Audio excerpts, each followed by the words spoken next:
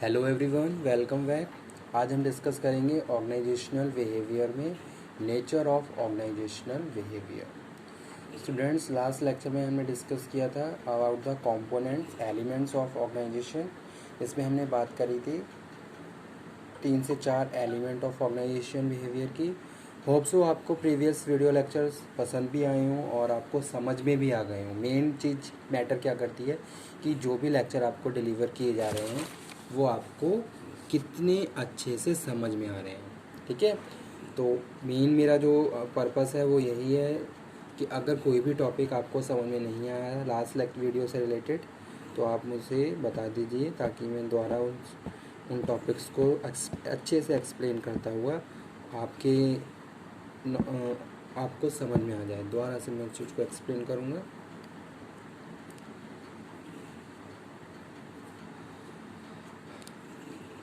So let's start today lecture. A very good morning to all of you. Hope so आप अच्छे होंगे। Organisational behaviour again today एक definition के साथ हम डिस्कस करते हैं the lecture of organisational behaviour.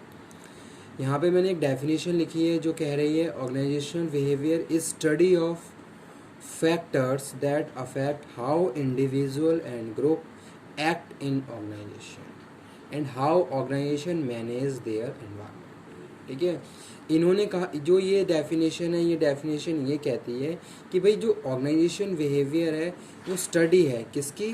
OB is study of factor that affect how individual and group act in organisation.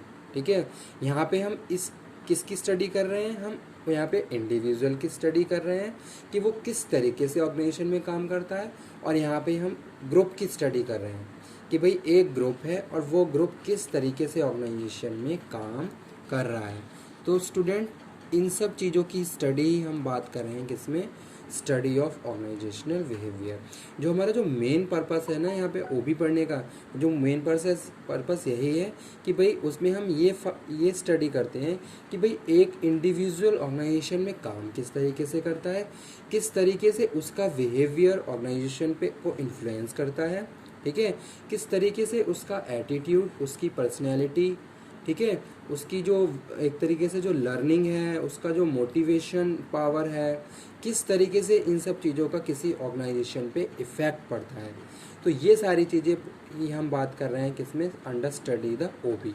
और जब हम ओबी पढ़ेंगे तो हम किसी भी इंडिविजुअल के साइकोलॉजिकल फैक्टर्स को भी पढ़ेंगे, उसके इकोनॉमिकल और उसके सोशल फैक्टर्स को भी प्रॉपर अंडरस्टैंड करेंगे। तब जाके हम फाइनली ये फाइंड आउट कर प्रॉपरली कह सकते हैं कि हाँ भाई इन सब चीज़ों का ऑर्गेनाइजेशन पे किस तरीके से इफेक्ट पड़ सकता है। यानी कि अगर आपको एक नई ऑर्गेनाइजेशन रन करनी है, you want to be a businessman or an entrepreneur, तो सबसे पहले आपको ओबी पढ़नी पड़ेगी, और साथ के साथ ऑर्गेनाइजेशन से जुड़े हुए हर एक एलिमेंट्स और हर एक एस्पेक्ट को प्रॉपरली स्टडी करना होगा भाई उसका क्या इफेक्ट पड़ता है ऑर्गेनाइजेशन पे। तो इस डेफिनेशन में भी यही लिखा हुआ है, organisational behaviour is study of factor that affect how individual and group. एक इंडिविजुअल किस तरीके से ऑर्गेनाइजेशन में काम करता है, और एक इंडिविजुअल जब ग्रुप में इन्वॉल्व होता है तब पूरा ग्रुप ऑर्गेनाइजेशन के एनवायरनमेंट पे किस तरह इफ़ेक्ट डालता है, तो क्या इम्पैक्ट पड़ता है उसका। ठीक है, यानी कि एक ग्रुप किस तरीके से ऑर्गेनाइजेशन में काम कर रहा है, इन सब चीज़ों की स्टडी हम बात कर रहे हैं अंडर ऑर्गेनाइजेशनल बिहेवियर। भाई आप किसी ऑर्गेनाइजेशन में इंडिविजुअली काम कर रहे हो तो सबसे पहले ये देखा जाएगा कि आप इंडिविजुअली किस तरीके से काम करते हैं, आपका बिहेवियर क्या है, एक पर्टिकुलर सिचुएशन में आप किस तरीके से रिएक्ट करते हैं। सडन आपको कोई टास्क असाइन किया गया तो आपका क्या आउटकम है, किस तरीके से आपका बिहेवियर निकल के आ रहा है। ठीक है, और आप ग्रुप में अगर काम कर रहे हैं तो ग्रुप में आप किस तरीके से काम कर रहे हैं और किस तरीके से आपकी वर्किंग का ग्रुप के लोगों पे प्लस ऑर्गेनाइजेशन पे इफेक्ट पड़ता है। ठीक है, तो ये सारी चीज़ें ही हम बात कर रहे हैं। Organisational behaviour is study of factors that affect how individual and group act in organisation and how organisation manage their environment. और इसमें हम नेक्स्ट जो बात कर रहे हैं कि भाई ऑर्गेनाइजेशन भी कैसे अपने एनवायरनमेंट को मैनेज करती है। अब यहाँ पे मैंने कहा कि भाई इंडिविजुअल का इफ़ेक्ट पड़ रहा है, ग्रुप वर्किंग का इफ़ेक्ट पड़ रहा है, ठीक है। अब ऐसा तो नहीं है कि हमारा जो ग्रुप है या जो इंडिविजुअल है उसका इफ़ेक्ट पड़ता रहेगा और ऑर्गेनाइजेशन डजेंट मैटर ऑर्गेनाइजेशन किस तरीके से उसको कंट्रोल कर रही है नहीं कर रही है, नो। अगर किसी भी चीज़ का किसी भी फैक्टर का ऑर्गेनाइजेशन पे इफ़ेक्ट पड़ रहा है तो यहाँ पे हम उस चीज़ की भी स्टडी कर रहे हैं कि ऑर्गेनाइजेशन उसे किस तरीके से मैनेज करती है, ठीक है। अगर किसी इंडिविजुअल का इफ़ेक्ट पड़ रहा है ऑर्गेनाइजेशन के ऊपर तो ऑर्गेनाइजेशन किस तरीके से उससे मैनेज करेगी ताकि उनके गोल्स और उसके जो भी ऑब्जेक्टिव है उसके ऊपर कोई भी इफ़ेक्ट ना पड़े, ठीक है। तो इन सब चीज़ों की भी स्टडी हम बात कर रहे हैं अंडर ऑर्गेनाइजेशनल बिहेवियर। तो वही लास्ट में लिखा हुआ है and how organisation manage their environment. Organisation अपने एनवायरनमेंट को कैसे मैनेज करती है, ठीक है। जैसे यहाँ पे एग्जांपल कोट करता हूँ, एक ग्रुप है जो ऑर्गेनाइजेशन में बहुत अच्छे से काम कर रहा है, ठीक है। अब ऑर्गेनाइजेशन के लिए वो क्या है, बहुत अच्छा एनवायरनमेंट क्रिएट कर रहा है, ऑर्गेनाइजेशन भी उस ग्रुप के लिए बहुत अच्छा एनवायरनमेंट क्रिएट कर रही है, दोनों साइड से ही पॉजिटिव इम्पैक्ट क्रिएट हो रहे हैं, ठीक है। तो यहाँ पे हम बात कर रहे हैं भाई अगर कोई भी एक ग्रुप ऑर्गेनाइजेशन में अच्छे से काम कर रहा है तो ऑर्गेनाइजेशन भी क्या है उसके भलाई के लिए काम करेगी। जैसे कुछ उन्हें इंसेंटिव दिए जा रहे हैं, यहाँ पे एग्जांपल के लिए कोट कर रहा हूँ कि भाई उन्हें उनका कंपनसेशन, कुछ उन्हें इंसेंटिव दिए गए, बोनस उन्हें कुछ दिया गया या फिर कुछ पर्क्स उन्हें दिए गए, यानी कि कुछ ना कुछ उन्हें कोई स्पेशल फैसिलिटी उन्हें प्रोवाइड की गई, यानी कि उनको क्या है कुछ ना कुछ बेनिफिशियल स्कीम्स उनके लिए फॉलो की जा रही है। तो इसी तरीके से क्या है, अब इसका रिवर्स हम बात कर लेते हैं। भाई एक इंडिविजुअल ऑर्गेनाइजेशन में काम कर रहा है लेकिन वो अपने टारगेट्स अचीव नहीं कर पा रहा है, तो ऑर्गेनाइजेशन इस चीज़ को कंट्रोल करेगी, ठीक है, ताकि उसका टाइम वेस्ट ना हो और बहुत एफिशिएंसी और इफ़ेक्टिवनेस के साथ ऑर्गेनाइजेशन और वो इंडिविजुअल अपने गोल्स अचीव कर लें, ठीक है। अगर कोई भी जैसे सपोज इंडिविजुअल काम नहीं कर रहा है तो उसको ट्रेनिंग दी जाएगी, उसको सपोर्ट दिया जाएगा, उसको उसकी काउंसलिंग की जाएगी, या फिर अगर कोई और प्रॉब्लम है तो उसको फाइंड आउट किया जाएगा। इस तरीके से ऑर्गेनाइजेशन भी क्या है अपने एनवायरनमेंट को मैनेज करती है। तो नेक्स्ट यहाँ पे जो हमारा जो टॉपिक है नेचर ऑफ ऑर्गेनाइजेशनल बिहेवियर। तो नेचर में फर्स्ट वन यहाँ पे लिखा हुआ है, उससे पहले यहाँ पे कुछ लिखा हुआ है वो भी पढ़ लेते हैं। OB is directly concern with understanding, predicting and controlling of human behaviour in organisation. ये जो हमने प्रीवियस लेक्चर में भी ये डेफिनेशन डिस्कस की थी कि ओबी क्या है, ओबी डायरेक्ट कनेक्टेड है, किससे कंसर्न है विद, हमें क्या करना है, अंडरस्टैंड करना है, प्रिडिक्ट करना है और कंट्रोल करना है, किसका, ह्यूमन के बिहेवियर को। जो भी ह्यूमन हमारे जो भी वर्कर्स हमारी ऑर्गेनाइजेशन में काम कर रहे हैं, जो भी एम्प्लॉयज़ हमारी ऑर्गेनाइजेशन में काम कर रहे हैं, हम उनके बिहेवियर को समझना है, उनके बिहेवियर को प्रेडिक्ट भी करना है और साथ के साथ कंट्रोल भी करना है। ऐसा नहीं है कि working in the organisation in very casual way and you are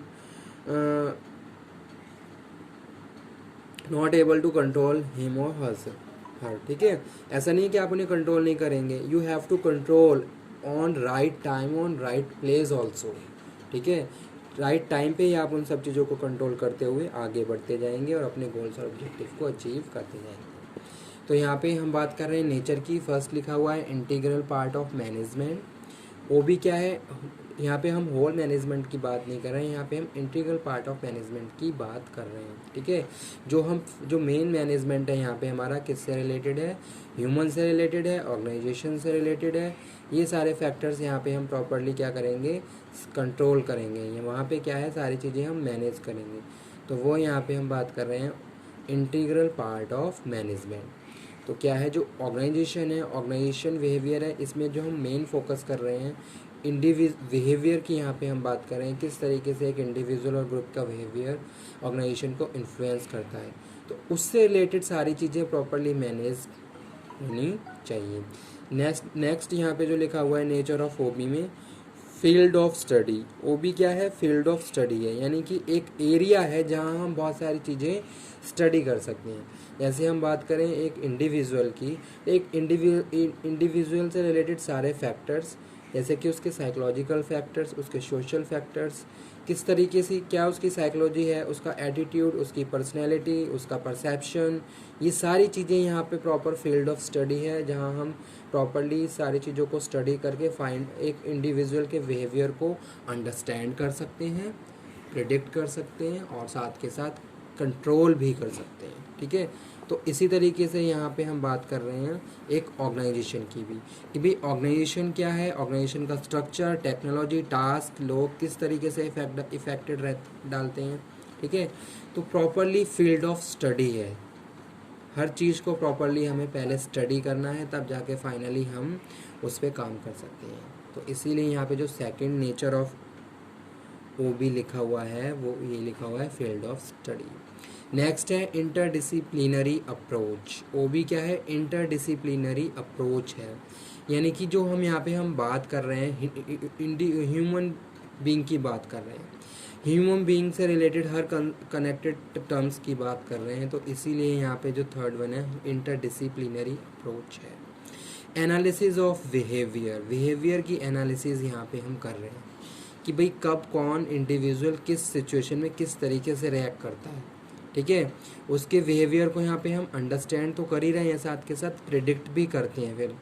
ठीक है, तो यहाँ पे हम बात कर रहे हैं प्रॉपर, वो भी क्या है, एनालिसिस ऑफ बिहेवियर है, प्रॉपर बिहेवियर को एनालिसिस कर रहे हैं, एक पर्टिकुलर सिचुएशन में वो किस तरीके से रिएक्ट करता है, अगर उसी से रिलेटेड कोई सिचुएशन है तो उसका क्या आउटकम रहेगा, क्या बिहेवियर रहेगा। तो यही सब चीज़ें यहाँ पे है एनालिसिस ऑफ बिहेवियर, हम किसी के बिहेवियर को एनालाइज कर रहे हैं। गोल ओरिएंटेड है, वो भी क्या है, गोल ओरिएंटेड है, जी हाँ गोल ओरिएंटेड है। जो भी हम स्टडी कर रहे हैं फाइनली किसके लिए कर रहे हैं, अपने गोल्स को अचीव करने के लिए कर रहे हैं। ऑर्गेनाइजेशन पे अगर हम किसी के बिहेवियर को कंट्रोल कर रहे हैं तो फाइनली क्यों कर रहे हैं, ताकि वो अपने गोल और अपनी ऑर्गेनाइजेशन के गोल्स को अचीव कर ले। तो इसीलिए यहाँ पे लिखा हुआ है गोल ओरिएंटेड, वो भी क्या है, गोल ओरिएंटेड है। नेक्स्ट क्या है, human tool, all the things are related to human beings, that's why we are saying it is a human tool. और उसके बाद जो यहाँ पे हम बात कर रहे हैं वो है fulfilment of employ needs. Employ की जो भी नीड्स हैं, उनकी एक्सपेक्टेशन है, एक उन पे हमें क्या करना है, उनको पूरा करना है। इसलिए हम क्या कर रहे हैं, एम्प्लॉय से रिलेटेड हर एक टर्म्स को स्टडी करते हैं।